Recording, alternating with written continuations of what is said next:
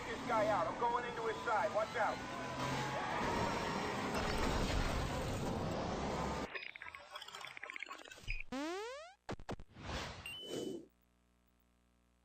Very happy to be joined by Dominique Gay, the senior producer on probably one of the most anticipated next-gen, even though it is also going to be current-gen games of the year, and that is Watch Dogs. Thank you so much for your time.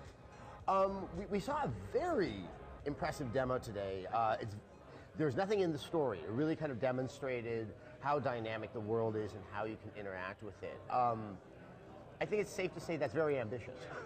I mean, in terms of just building a world and a system where you can have that many ways of interacting with it and it all kind of holds together. I mean, how did you know that you could accomplish something like that? Well, I mean, we hoped we could. And like I said, we knew we had a lot of tech to build to support that. We knew we had to support a lot of dynamic events in our game world because we don't know what the player will do. We want him to be in the driver's seat and we don't want to force too much the objectives on him. We want him to give him the freedom in an open world to decide how he wants to play. So there was a risk, but now I'm happy to say we pulled it off. So if you wouldn't mind sort of detailing, sort of in one given circumstance, what we saw today, you're sort of breaking into a communications tower to then give access to all the internet and communication devices in the area. How diverse are the options for the player in a circumstance like that? There's three core types of players. There's people who like to be very violent. They'll go in guns blazing. Others like to sneak their way through. But we also want to support people who purely want to do things through hacking. And so those things are going to be mixed up by different players depending on their circumstances. So in that case, for that area, there was a lot of security forces. So if you're going to try and fight your way through, the way Colin, our demoist, did it a little bit, you can still use your hacking while you're doing that. So you saw how he was able to throw remotely detonated explosive, hack through cameras to be able to access those from a dead angle, for example. And if he tries to sneak his way around, well, then he can hack through every camera, tagging all the security forces so he knows where they are in the layout.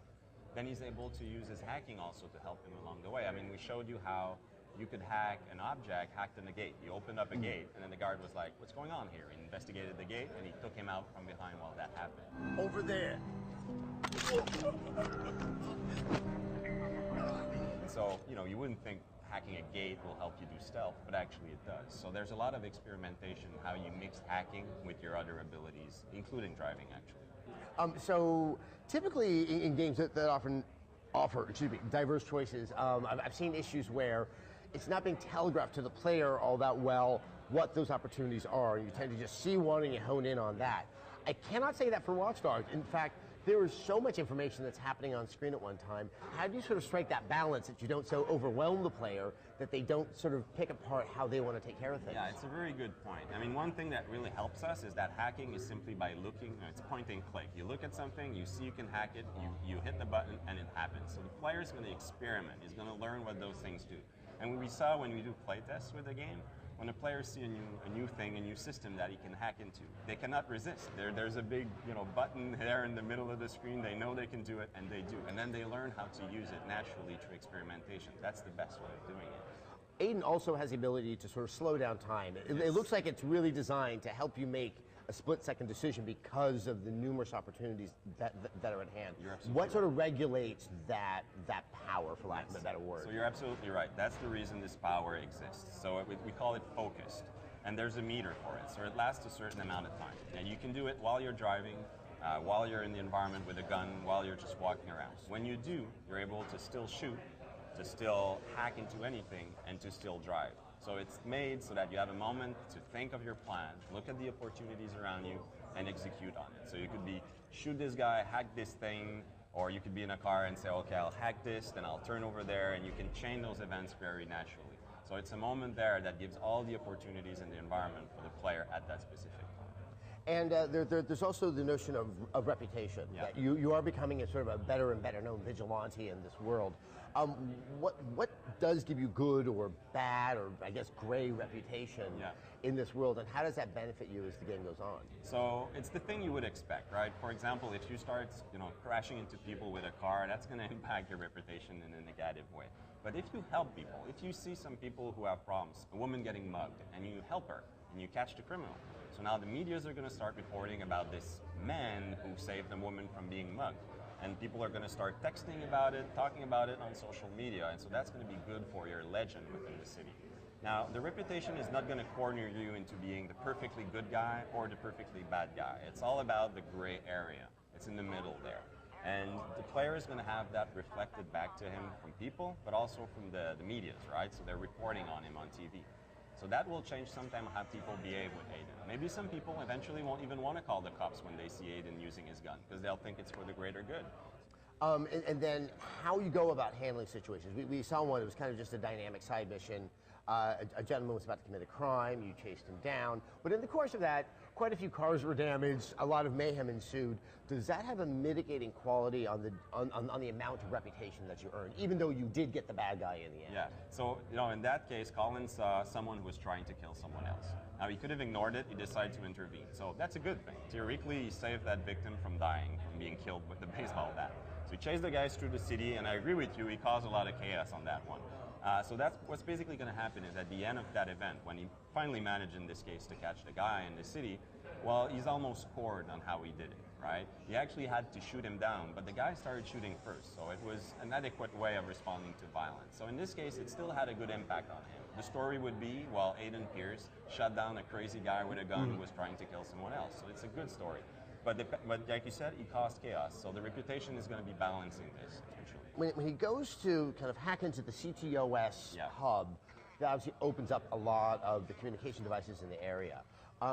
Sort of thematically, you can contrast that with what you see in both the Assassin's Creed and the Far Cry games, all made under that massive house up there in Ubisoft Montreal. I definitely saw those similarities. Yes. How much of those kind of models of the other games are incorporated into Watch Dogs? We're definitely learning from each other's good things and mistakes. And one of the things that we thought was really great in Far Cry 3 was how when we came back at the office the day after we played, we had stories to tell that were our own. We weren't saying, yeah, I played mission 4, this is what happened. We said, I was attacking a camp I wanted to attack, and a tiger jumped on me. And that was my story, that was my moment. And we thought this is very rich. This is already something we're doing.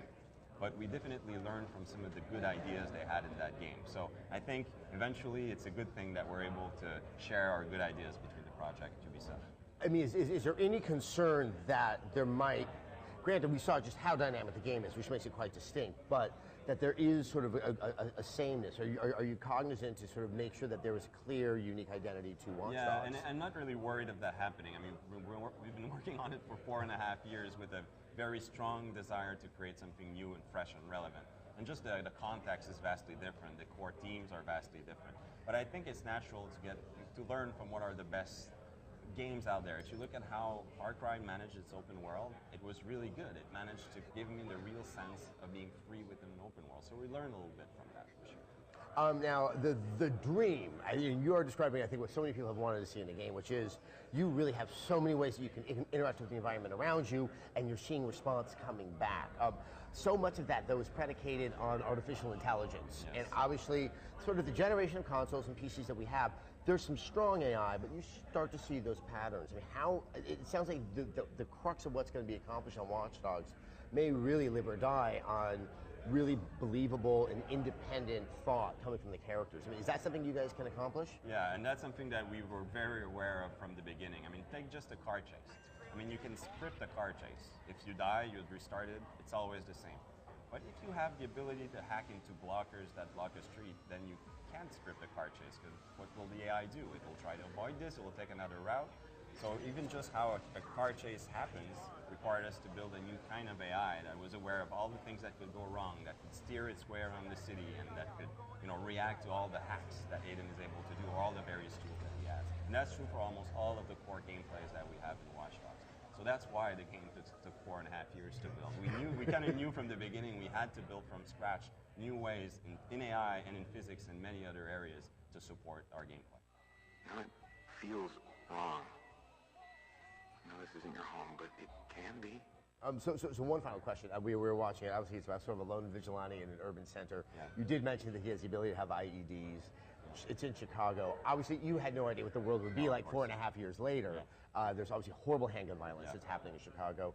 Are you guys kind of cognizant of that? Is it causing you a concern that you might want to sort of reshape things just to be sensitive to things that are I happening? mean, we're sensitive to it in a sense, right? We're trying to make a game where players are free to make their own decisions, but fundamentally they play a vigilante, a guy who's out for the people, who makes decisions in order to impose some form of justice on the city. So that's his agenda ultimately.